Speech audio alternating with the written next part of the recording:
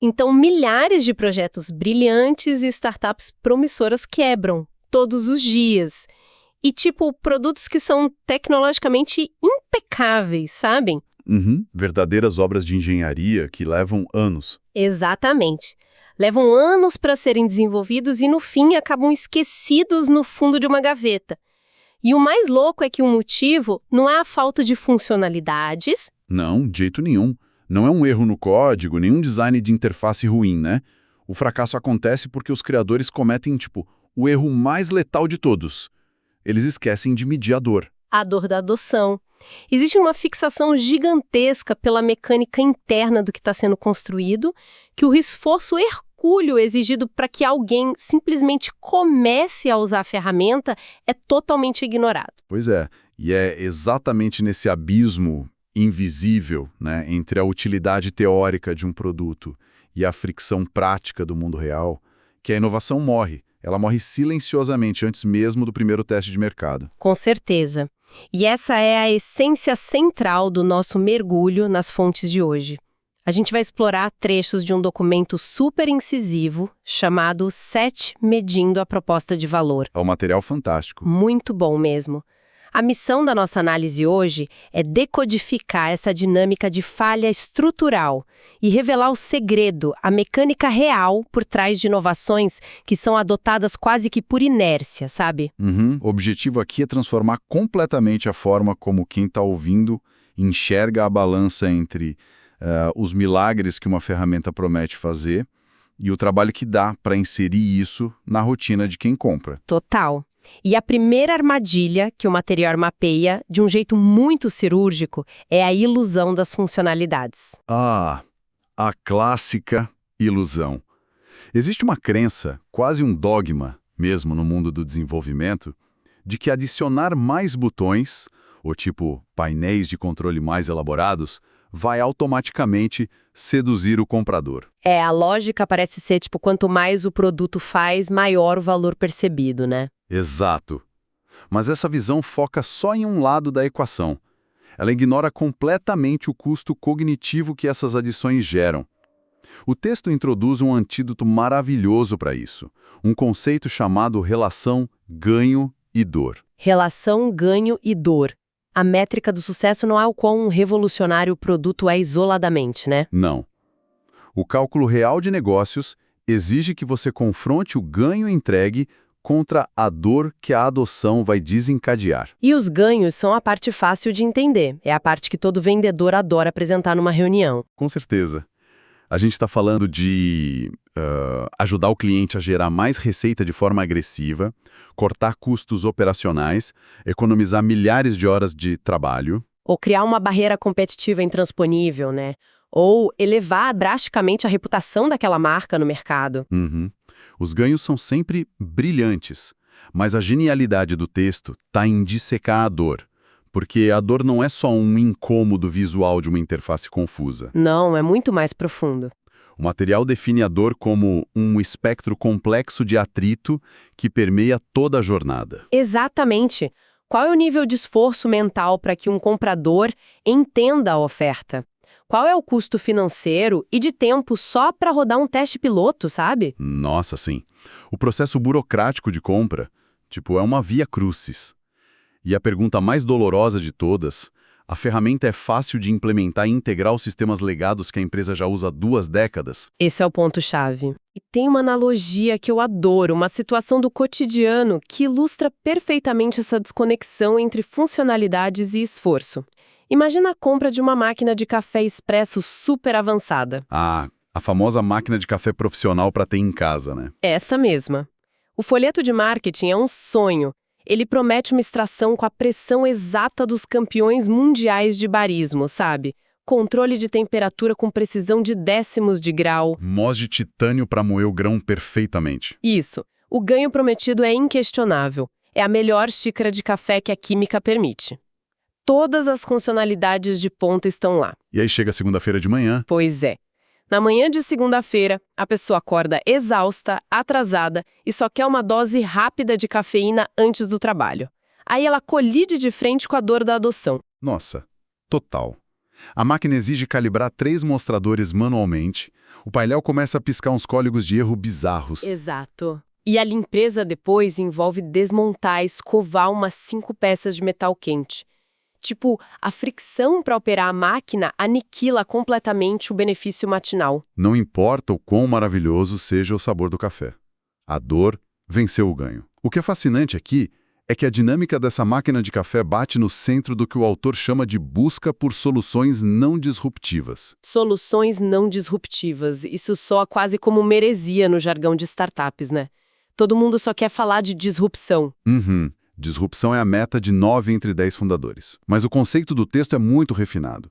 É uma distinção vital, porque sim, a inovação precisa quebrar os padrões atuais de resultado. Ah, entendi. Então a orientação é buscar uma inovação que seja disruptiva nos lucros e na eficiência, mas, e esse é o pulo do gato, que não seja disruptiva para a rotina diária do cliente. Exatamente. A logística não pode sofrer. A solução perfeita entrega benefícios enormes, mas exige um esforço de mudança tão minúsculo que beira o zero. Você melhora drasticamente a empresa compradora sem forçar centenas de funcionários a reaprenderem a trabalhar do zero. E essa aversão à mudança de rotina leva a gente direto para o poder da inércia. Porque toda essa dor de adoção não é só preguiça psicológica, sabe? Não, é um bloqueio financeiro real. Total. É uma barreira operacional massiva, conhecida como custo de mudança. Quando uma corporação grande decide adotar um software de gestão novo, o preço da licença mensal é tipo a menor das preocupações deles. Com certeza. A operação inteira sofre um baque. Tem o tempo gasto com treinamentos, a migração de bancos de dados que são super sensíveis. E o custo gigantesco da produtividade que simplesmente despenca durante os meses de adaptação. Diante de todo esse abismo, o cliente inevitavelmente olha para a ferramenta velha que ele já usa e faz um cálculo de risco. E é aí que surge aquela pergunta clássica que derruba quase qualquer argumento de venda. Essa novidade é melhor o suficiente? É, o famoso bom o suficiente. A plataforma nova pode até ter uma inteligência artificial incrível, relatórios lindos, mas os ganhos superam o trauma organizacional. Compensa a quebra de processos e o risco de falhar. Porque na maioria das vezes o sistema antigo é feio, é lento, é limitado, mas ele é seguro. Uhum. A equipe já sabe os atalhos, já sabe contornar os defeitos. A inércia ganha a disputa fácil, porque o medo de paralisar a operação pesa muito mais do que a frustração de usar uma tecnologia velha. Mas espera aí, vamos fazer o papel de advogado do diabo aqui. Se a gente olhar para tecnologias que realmente transformam mercados inteiros. Tá, manda. Se um novo sistema promete automatizar um gargalo que consome milhões de dólares, ou se vai dobrar a taxa de conversão de um e-commerce da noite para o dia, a diretoria não vai simplesmente empurrar essa dor goela abaixo da equipe? É uma boa pergunta.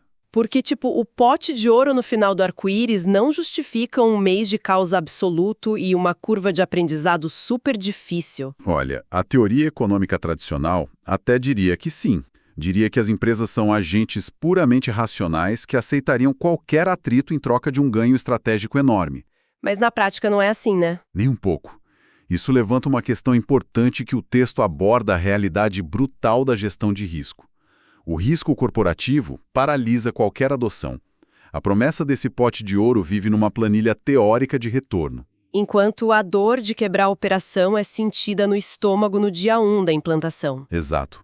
A recomendação enfática do material é que o seu produto precise introduzir os benefícios revolucionários, fazendo modificações cirúrgicas, mínimas. Se você exigir que o cliente destrua o próprio modelo de trabalho para abrir espaço para sua ferramenta, o não é quase certo, né? Com certeza. O triunfo pertence a soluções que se acoplam silenciosamente. E para provar que esse encaixe sem fricção não é só uma utopia de livro de administração, o documento traz um estudo de caso muito denso. E aqui é onde a coisa fica realmente interessante. A ascensão do Stripe. Ah, o caso do Stripe é brilhante. É a materialização perfeita de como fazer engenharia para eliminar a dor. O contexto que o autor descreve é muito rico. O Stripe surgiu num cenário dominado por gigantes como o PayPal e antigos gateways de bancos que eram pesados, engessados. Uhum. E a grande sacada deles não foi criar uma criptografia alienígena impossível de copiar. A genialidade foi definir cirurgicamente quem era o público-alvo genérico deles. O foco deles não eram os grandes bancos. Eles miraram naquele ecossistema nascente da internet, tipo o web designer freelancer, a agência de marketing pequena, o desenvolvedor independente. Exatamente. O desenvolvedor que está montando um software na garagem. Essa galera é fantástica criando produtos digitais, mas eles não tinham um departamento jurídico, sabe? Uma infraestrutura de servidores gigante para lidar com as chaves complexas de API e normas de segurança que os gateways antigos exigiam. Pois é. O problema deles era super simples de formular. Eu construí algo legal e só quero um jeito fácil de cobrar o cartão de crédito do meu cliente. E a fricção dos sistemas tradicionais matava a conversão de vendas. Antes de Stripe, integrar um carrinho de compras era um pesadelo. Processos lentos demais. O pequeno empresário tinha que pedir conta de comerciante em banco, preencher pilhas de papelada e esperar semanas. E, tecnicamente, o cliente final acabava sendo redirecionado para fora do site da loja na hora de pagar, caindo numa página estranha do banco que fazia o abandono de carrinho explodir. Era horrível. Se conectarmos isso ao cenário maior, o salto disruptivo real do Stripe foi pegar essa infraestrutura financeira super complexa e reduzir a meia dúzia de linhas de código elegante. Eles pegaram um projeto que levava meses e transformaram num copiar e colar que um desenvolvedor resolve, na hora do almoço. Literalmente na hora do almoço. E a ênfase total do material é nessa integração amigável para desenvolvedores. Implantação instantânea. Gerenciamento intuitivo, né? Eles entenderam que o produto precisava atuar nas sombras. O cara criando um app de entregas não queria parar a vida dele para virar especialista em fraude de cartão. O Stripe abstrai essa complexidade, assume o BO e simplesmente desaparece no código. É lindo. E até hoje, se você entra no site deles, a mensagem principal é a remoção total da fricção para quem desenvolve. E o ganho, claro, é processar pagamentos globais e escalar sem limites. Mas a vitória definitiva só rolou porque a dor de experimentar a ferramenta virou pó. O custo de mudança deixou de ser milhares de dólares para ser algo testado no fim de semana de graça, né? A inércia dos bancos não resistiu a uma tecnologia tão fluida. Não teve como competir. Diante dessa prova tão clara do poder de eliminar atritos, a grande questão prática agora é como a gente sistematiza isso. É o desafio de quem está ouvindo e quer aplicar. Exato. Então, o que tudo isso significa na hora de colocar no papel? Como um fundador traduz isso numa tese de negócios forte? Porque o instinto de todo mundo é correr para registrar o domínio na internet e gastar 3 horas criando um slogan bonitinho. É a tentação de pular etapas. O material chama isso de armadilha do atalho. Escrever uma frase inteligente dá aquela sensação gostosa de que a empresa já existe, né? Dá um quentinho no coração, olha que startup legal eu tenho. Relação ganho e dor. Se você ignora a fundação analítica e vai direto para o slogan, o resultado é um texto bonito, mas oco. Uma proposta que não entende a dor do cliente desmancha no primeiro contato com o mercado. Desmancha? Não importa se a campanha de marketing tá linda no Instagram. Sem quantificar a fricção, a venda trava.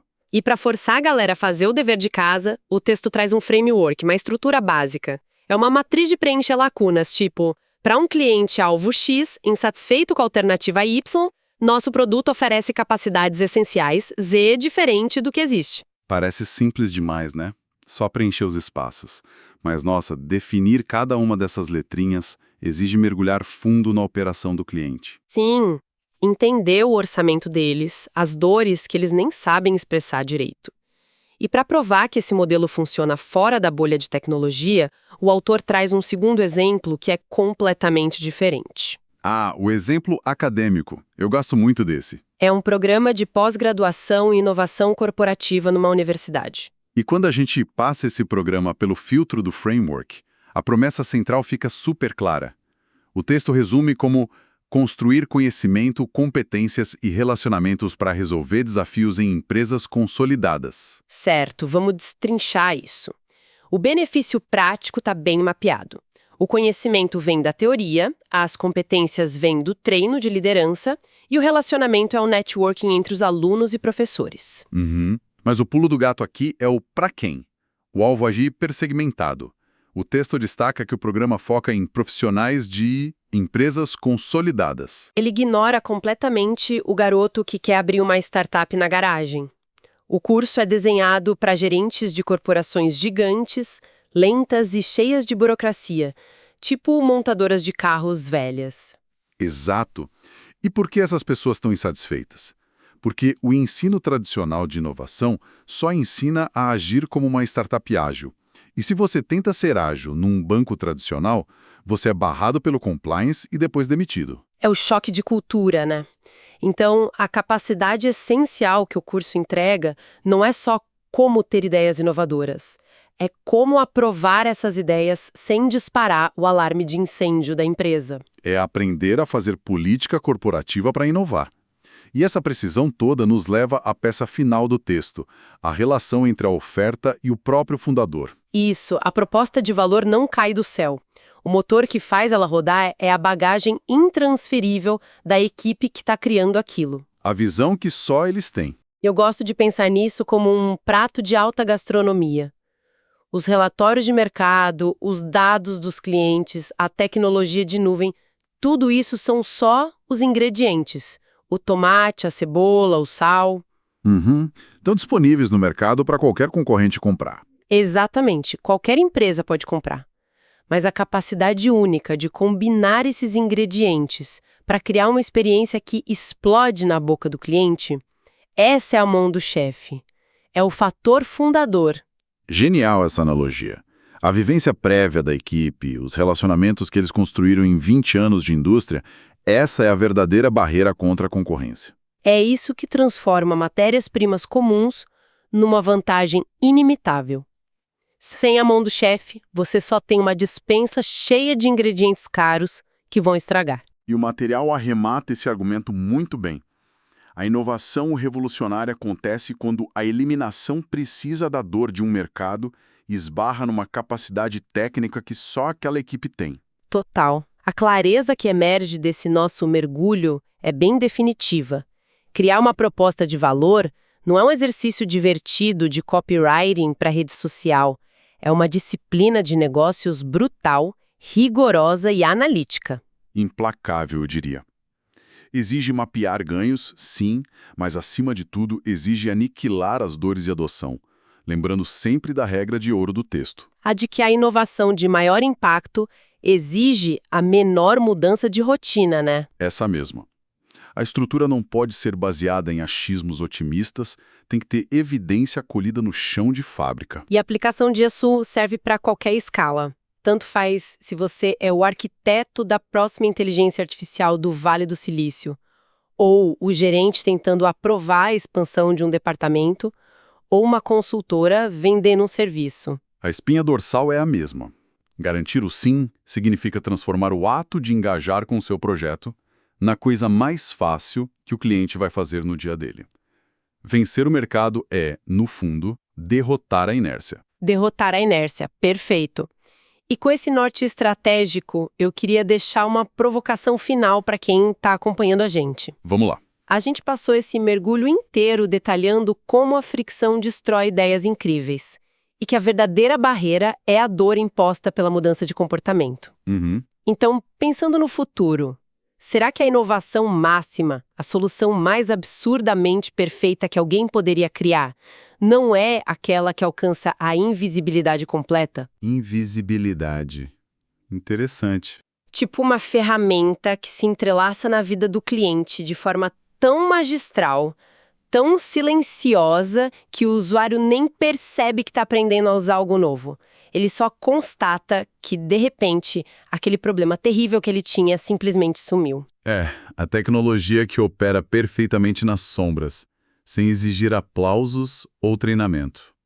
Esse seria o estágio final da inovação.